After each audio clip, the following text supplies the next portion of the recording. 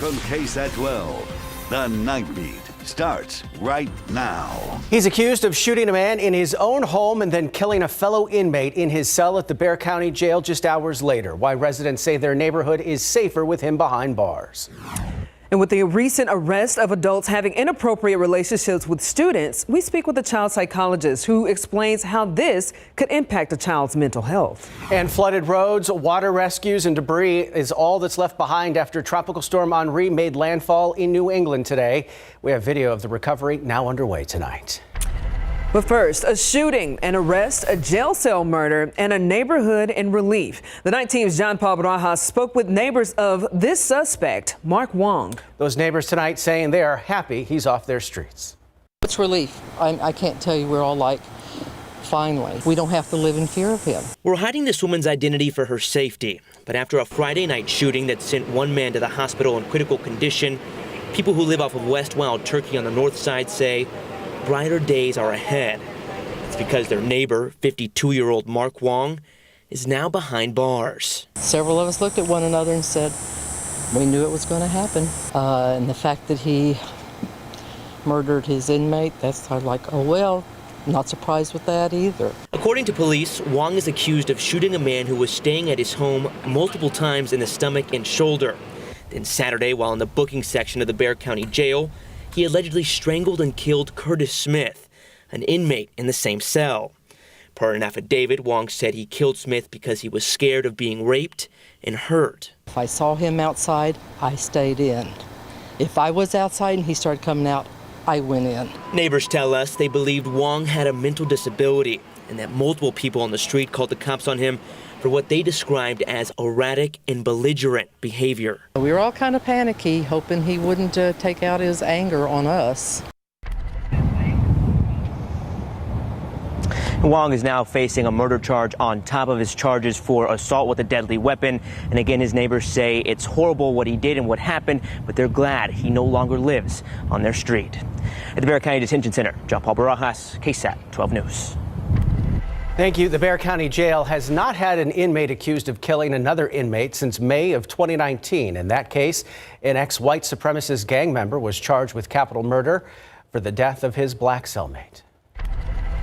Developing stories. He was waiting in line for food, but instead got a gunshot to his body. That's what San Antonio police say happened just before 1 a.m. at a Taco Bell located on Petrenko Road from 1604 and West Military Drive. Police say the suspect and the man hit did exchange words before the shooting happened. The man was taken to University Hospital. Police are still searching for the shooting suspect. Police are hoping security video will lead to an arrest. Take a close look at your screen right now. Have you seen this man? The Guadalupe County Sheriff's Office is looking for him tonight after he was reported missing on Friday. 64-year-old Eddie Ray Hank was last seen on Knockinut Road. That's about 15 miles south of Seguin. Officials say he was walking on the long driveway of his parents' property towards the road. He's described as 5'5" with short brown and gray hair. Anyone with information on his whereabouts is asked to call the number on your screen, 830-379-1224. Happening tomorrow, the funeral and public viewing for a Bexar County Sheriff's deputy who passed away last week. Deputy Floyd Cardenas was an 18-year veteran with the Sheriff's Office. He worked as a SWAT operator and head trainer for the BCSO K-9 unit, according to Sheriff Javier Salazar. He passed away in his sleep. A public viewing is set for tomorrow from 5 p.m. to 7 p.m. at Mission Park off Cherry Ridge. The funeral will be the next day at Community Bible Church beginning at 10 a.m.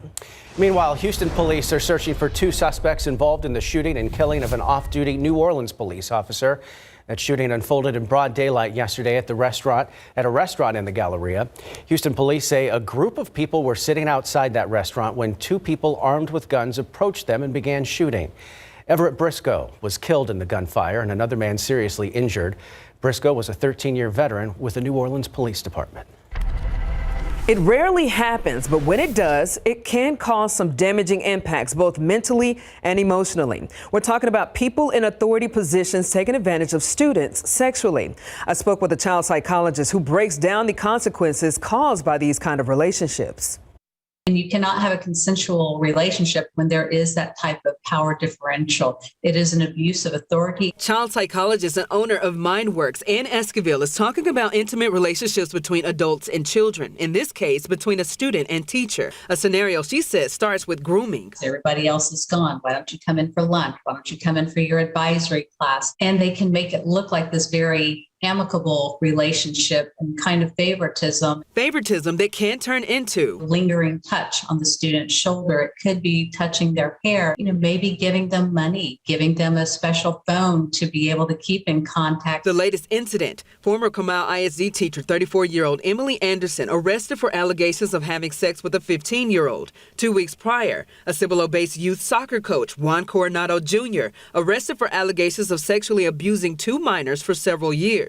Esquivel says depending on each child in each case, these kind of relationships can cause long-term effects, whether the child believes it's consensual. Depression, eating disorders, guilt, anxiety, self-blame. Or if it's by force. I think they're going to have a hard time trusting people, period. Some red flags parents can watch for include children coming home late continuously or spending a lot of one-on-one time with an adult, along with, are there teachers that they don't want to be with? If they're older students, are they skipping whatever class it is where they're feeling uncomfortable? Esquivel encourages students to always speak up if they're ever in an uncomfortable situation with a person of authority, and for parents to always be there for support. Teach their children about touch, what's appropriate, what is not.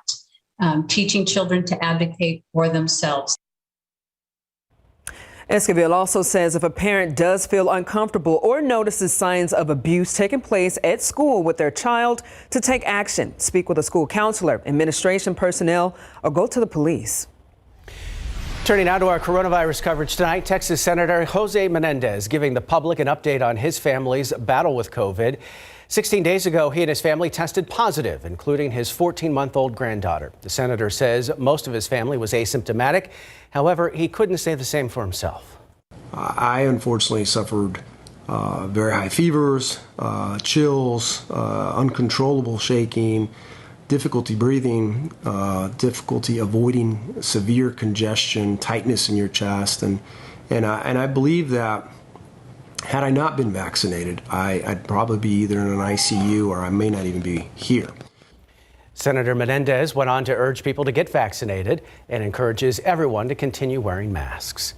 Meanwhile, hospitals across the country are on the brink tonight, hit by an overload of COVID cases and staff shortages due to worker burnout. This as the Delta variant continues to have a grip on several states, including right here in Texas.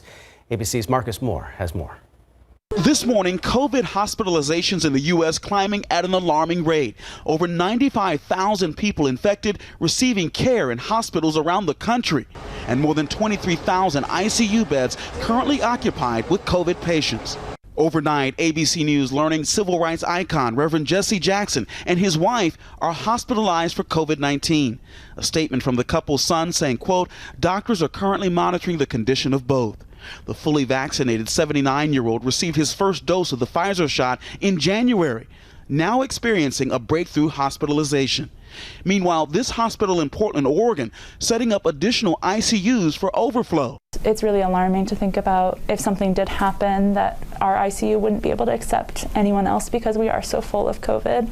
Over 93% of COVID patients on ventilators there have not gotten the vaccine. It just keeps happening and it doesn't stop, and there is no end. The relentless surge is driving healthcare workers to their breaking points. We're exhausted, we're frustrated, we're aggravated. This could have been prevented had people just gotten vaccinated. Here in Texas, Chambers County with a sobering warning to the community that the outbreak is impacting emergency response times. At the same time, children's hospitals across the country are treating a record number of kids with COVID. It's a very traumatic experience to see your child on a ventilator, on a breathing machine, not breathing on their own. A grim reality for nurse Amelia Cannon, whose 3-year-old daughter Aurora is battling the virus in a Tulsa hospital. It's obviously the hardest thing I've ever had to watch. As cases continue to skyrocket, the CDC issuing updated guidance for travelers, saying that people with an increased risk of severe illness should also avoid travel on cruise ships, regardless of vaccination status. The reality is people who have that increased risk likely aren't going to be wanting to travel anyway. So really keeping everybody healthy is top priority for the cruise lines. The Delta variant is driving this fourth wave of COVID as it surges across the country. And now more than 70% of people 12 and older here in the U.S. have received at least one dose of a vaccine in the fight to stop the spread. Marcus Moore, ABC News, Dallas. Meanwhile, tonight we can report that the New York Times is saying that the FDA may grant full approval to Pfizer's COVID vaccine as early as tomorrow. Currently, it is only authorized for emergency use. Outside with Live Cam, I hope you had a wonderful weekend. It was a hot one, but that's to be expected here as we enter into the home stretch of the month of August. Nice view of downtown San Antonio tonight. It's warm out there, but skies are clear, and we've had a light breeze in place tonight. We've got more hot weather coming up over the next couple of days. I know that surprises you. Today's morning low 78, up to 96 this afternoon. That's right at average for this time of year. I do think over the next several afternoons we could make a run at our first 100-degree day here in San Antonio. So that plays in to your weather for the upcoming work and school week.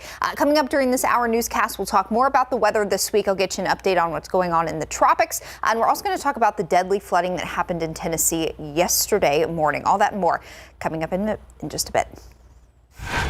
Still to come on the Nightbeat, KSAT Explains is back and tackling what some describe as the broken foster care system. The problems that are facing the more than 15,000 children in the system here in Texas. Plus, the U.S. is tapping into all their resources to evacuate both American citizens and thousands of Afghan residents trying to flee the Taliban. Hear the president's plan as the August 31st deadline quickly approaches. And millions are under flash flood watches as Henri aftermath continues. We have video of the damage and what residents in the path of the storm are now dealing with.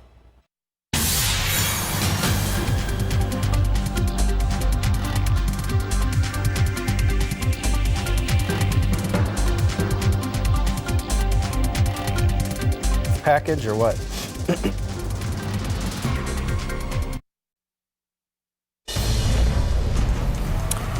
Henri making landfall today and causing widespread damage. Check out this video from Gin Beach, Montauk, New York. You can see strong waves crashing against a rock barrier.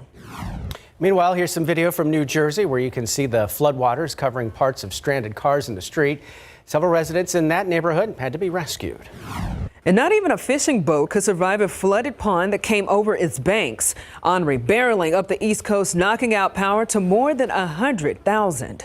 Meanwhile, flooding and storm surge still a major concern tonight. Over 40 million people under flash flood watches across the region as heavy rain continues to fall. ABC's Rena Roy has the latest from Westbrook, Connecticut.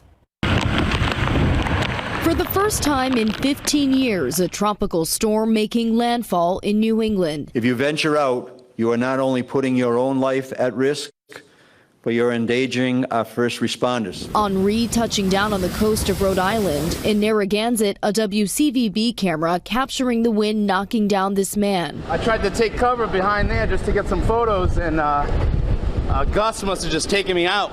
And much of the region saw similar conditions. In Massachusetts, high winds and rough surf. In Connecticut, nearly 250 nursing home residents were evacuated across 4 facilities, with the state pummeled by heavy rain. The rains are with us, and there's a real risk of flash flooding. The ground is so saturated that it can flood with just another inch of rain. Millions under flash flood watches. The flooding risk and into the rivers and the flash flooding definitely going to be the big topic here. These brothers and their dog rescued in Jamesburg, New Jersey. First responders using boats to bring as many as 150 people to safety. Henri fueling a separate storm system Saturday into Sunday, causing record rainfall in New York City. Streets flooded. The homecoming concert in Central Park cut short. Thousands of fans forced to take shelter. National Grid has dispatched nearly 4,000 field personnel to hard-hit areas of Massachusetts and Rhode Island, where thousands are still without power. The utility company says the majority will have their lights back on by midweek. Rena Roy, ABC News, Westbrook, Connecticut.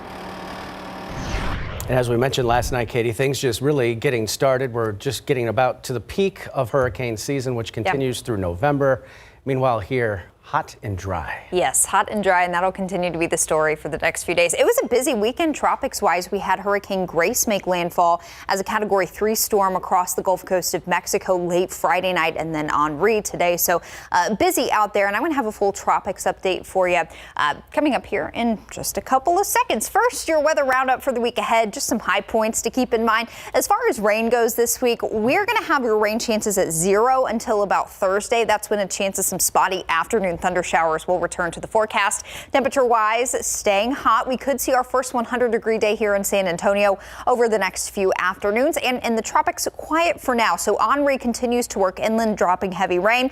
Elsewhere out in the Atlantic basin, there's just one disturbance that's moving off the coast of Africa that the Hurricane Center is monitoring. It's expected to move northwest and only has a 10% chance of becoming our next tropical depression in the next 5 days. So for now, things are quiet out in the Atlantic basin. 87 at the airport, still awfully warm out there. I think a big reason why our temperatures haven't dropped off a little bit more. Our dew points have shot back up into the 70s after dropping briefly into the mid 60s this afternoon. And we've got a nice breeze in place. When that breeze is fairly continuous, that keeps our temperatures from dropping as quickly. So even at this hour, it still feels like a 93 out there. It's 86 in Pleasanton. We've got upper 70s in the Hill Country, still in the low 90s out in Del Rio.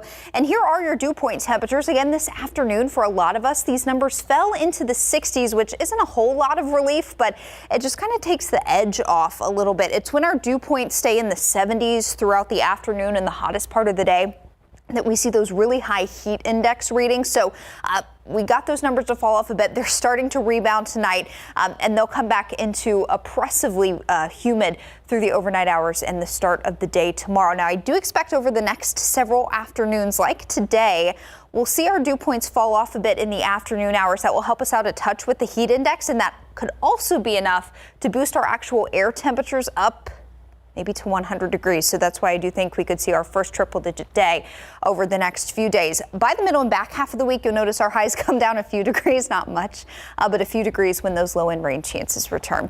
It's quiet out there tonight. We've got clear skies, no rain, and I don't have the satellite picture on here, but you can kind of get the idea by looking at the rain that's moving across parts of New Mexico. There was also some rain, Missouri, Louisiana today.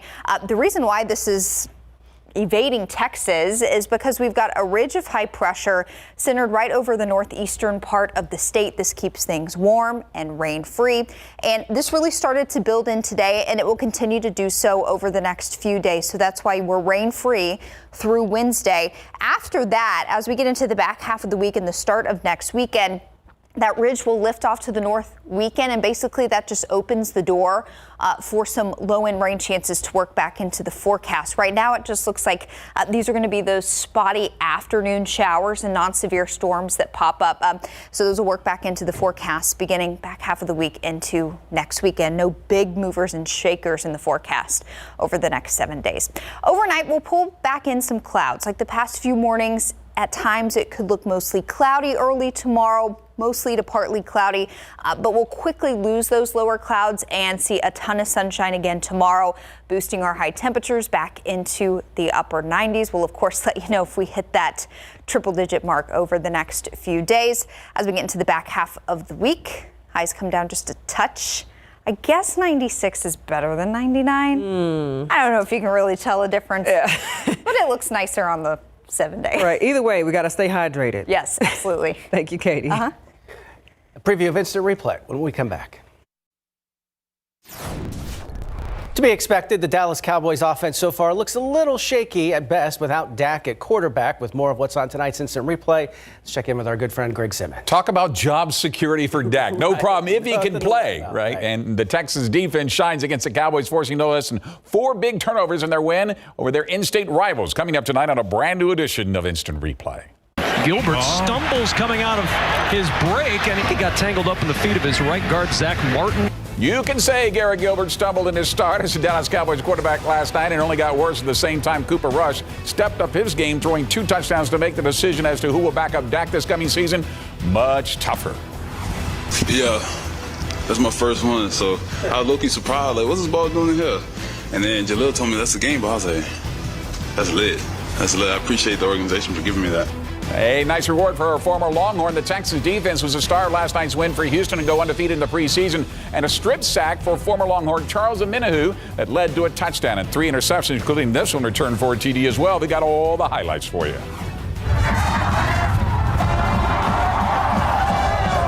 And don't look now. The first week of the high school football season is here. We'll get you ready tonight with our preseason 12's Top 12 for both 6A and 5A and sub 5A selections. And what we have in store for you this season that is brand new. All that plus Larry sits down with world champion Joshua Franco, fresh off the defense of his title. And how many games will the Spurs win this season tonight? You decide. Instant Replay is live and is after the Nightbeat. Busy Instant Replay tonight and a busy week for you guys with high school football games. Very big week. You got it. All right. Thank you so much, Greg. We'll see you in just a bit. Still to come on the Nightbeat, while all eyes are on Henri, another storm hit Tennessee this weekend, causing major flood damage there and loss of life.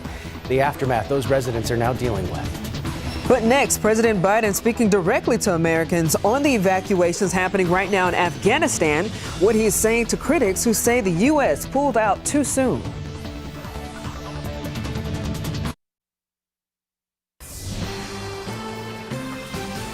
President Joe Biden today pushing back against critics who question his timing about pulling American forces from Afghanistan. The president also saying during this weekend around 11,000 people were evacuated, but tens of thousands of people remain to join the airlift, which has been slowed by security issues.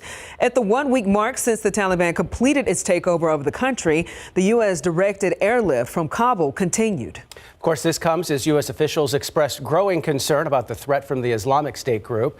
But Biden says American citizens are still the top priority. At my direction, the State Department continues to reach out to the remaining Americans we have identified by phone, email, and other means to ascertain their whereabouts and their plans.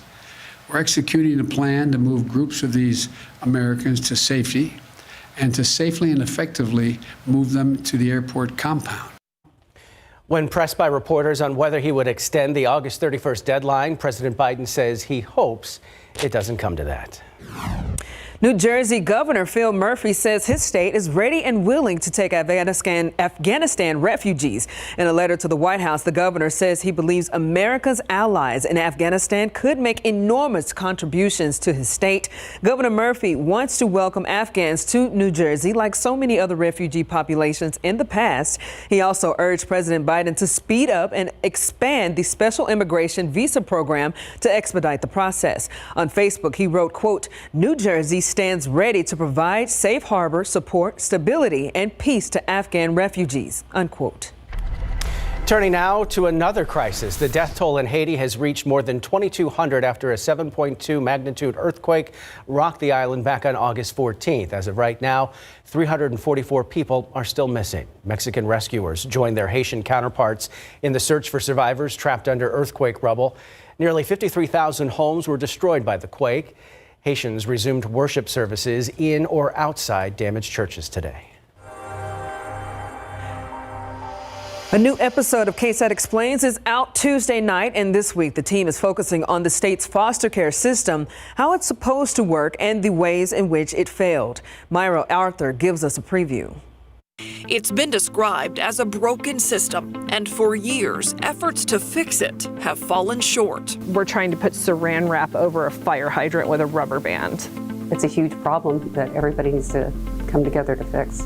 There are more than 15,000 children in the Texas foster care system, children who have been abused, neglected, and removed from their homes. We have a 1- and 2-year-old that was placed with us not too long ago. Both of them tested very high for methamphetamines. Sometimes the kids thrust into the state's care are left with nowhere to go and end up sleeping in offices. This is a plea that we need more foster care beds for our most vulnerable, and that's our foster children. It's a topic KSAT took on in a Defenders special in 2017, and years later, many of those same problems persist. The debut of a new way of working with foster kids in Bexar County was supposed to be a solution. It's been a growing crisis within San Antonio foster care that appears to be getting worse. Fights, assaults, and more serious sexual offenses involving children. Citing conditions that threaten the safety of children, the head of the Texas Department of Family and Protective Services moved forward with plans to have the children's shelter remove all kids from its emergency shelter. 2 weeks after submitting an action plan to get into compliance, the local agency that was tasked here to place foster children has now canceled its contract. The community at large wants to do something about the foster system. They care about it, but it is so complex that they don't understand it in its entirety. We don't want to run away from the storm. We want to run through the storm and help and know that it's better on the other side. There's nights when I just lay there thinking, God, show me how to build capacity. Show me what to do for these kids. Those working in the system still hold out hope for solutions from the state, but know there is no time to wait on that. A fix will take all of us. These kids will leave foster care without any permanent housing, with little education or job training because they've been bounced around a lot. And they leave without even one trusted adult in their life. It's hard sometimes to really put into words that anger that you have as a teenager because you want to be normal and you can't be normal. If the community can be patient and give us time to build it, we will make it work. In this episode of KSAT Explains, we're examining how the Texas foster care system is supposed to work, the ways it's currently failing, and what each of us can do to help.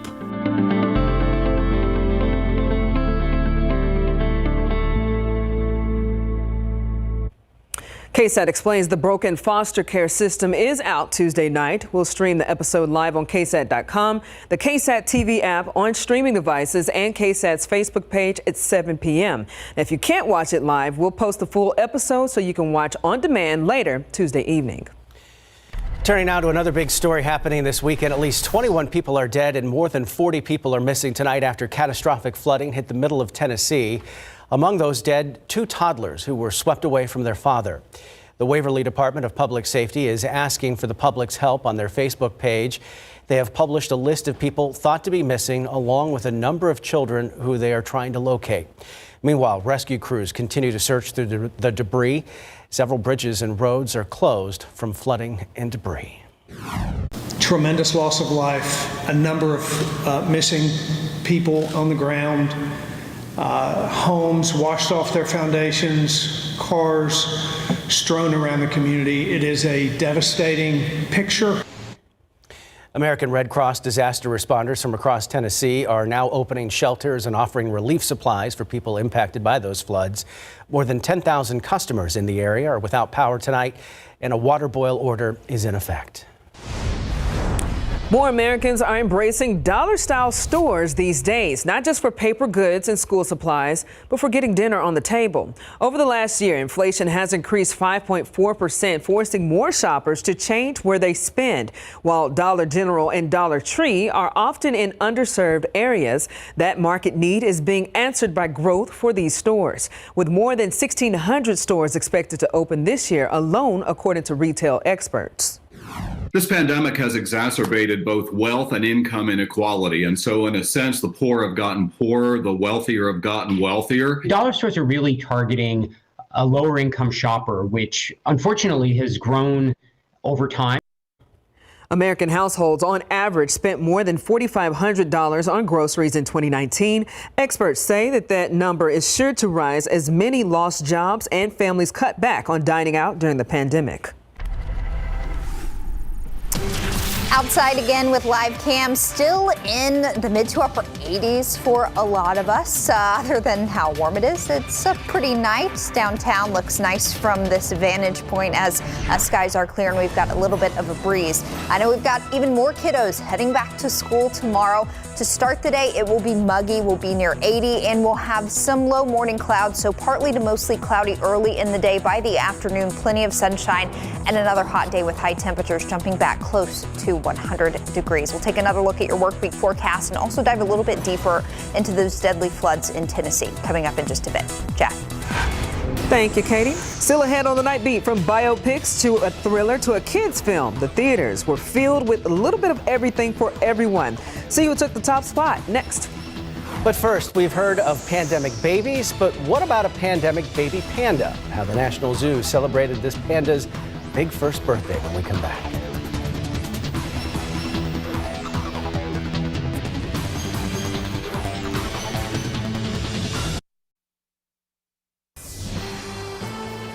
A giant panda at the Smithsonian's National Zoo is enjoying a big birthday weekend, specifically his first birthday. I feel like this is an episode from Anchorman here. Let's take a look at the celebration and how the last year has gone for the pandemic baby panda.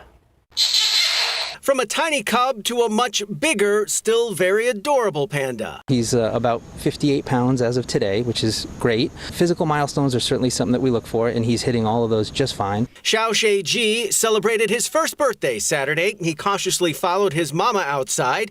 That's where a cake and other treats were waiting for him. But the tiered cake with a #1 topper, not exactly the kind of cake you and I would eat. So yeah, these are healthy cakes, and that's something that we make sure happens here. Diets are very important. The things that we feed the animals is very important. So what we have here are largely ice cakes, and they're colored with different fruit juices, and there's some produce in there, which is something that they normally get. The world has been able to watch the baby panda grow from his very first steps, first sweet potato, his first toys, and even getting on mom's nerves, just like a real toddler. He is truly the miracle cub that we talk about. Because his mom at 22 was the oldest giant panda to give birth in the country.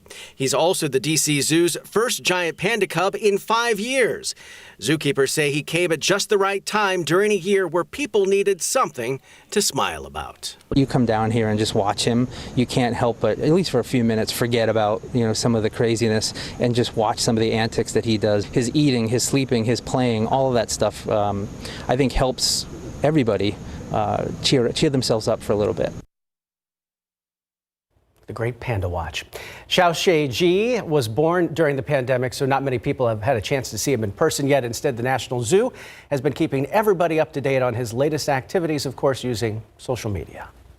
One of the less divisive things on there. I feel like me and Xiaoxie got a lot in common. But anyways, just one new movie cracked the top 5 of the weekend box office. Find out how high it managed to debut.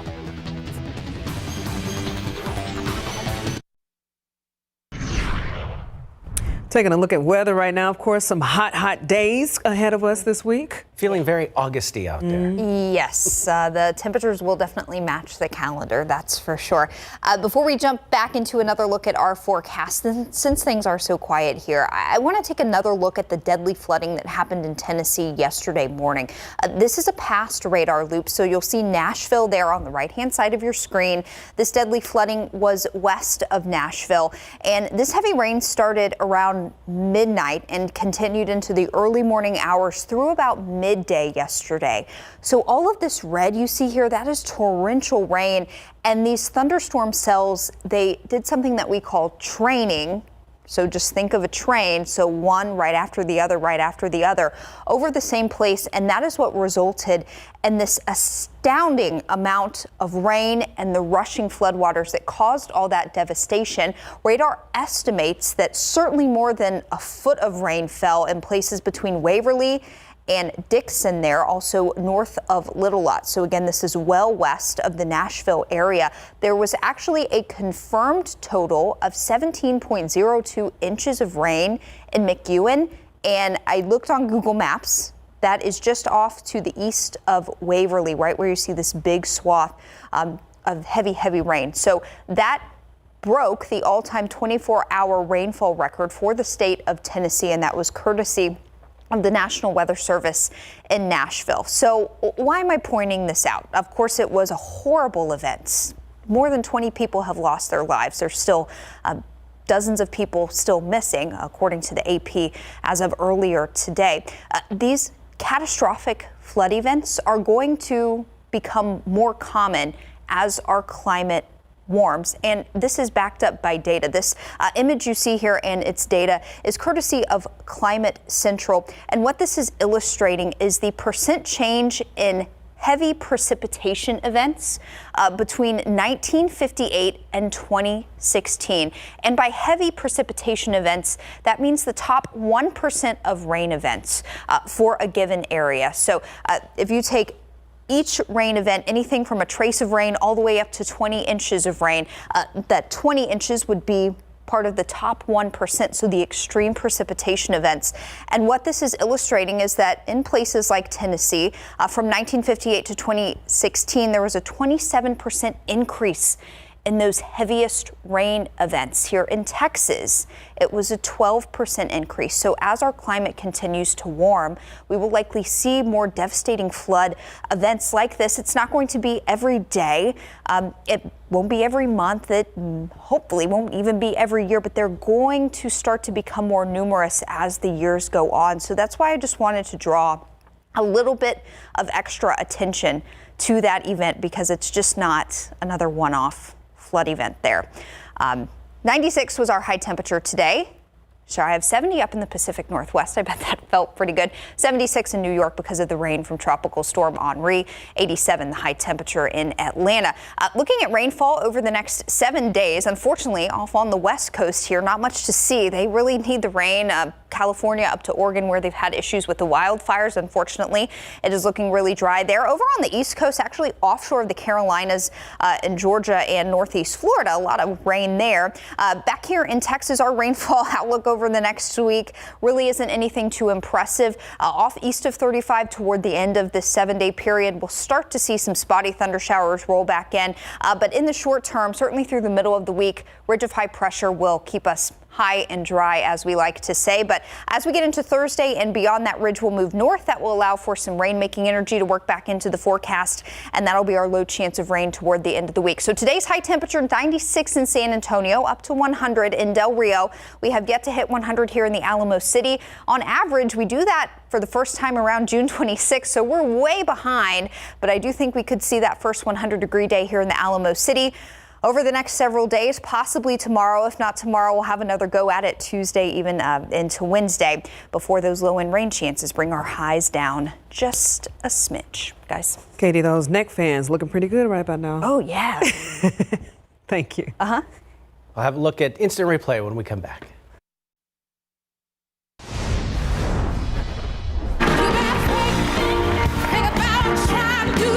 The Aretha Franklin biopic Respect took 5th place with $3.8 million.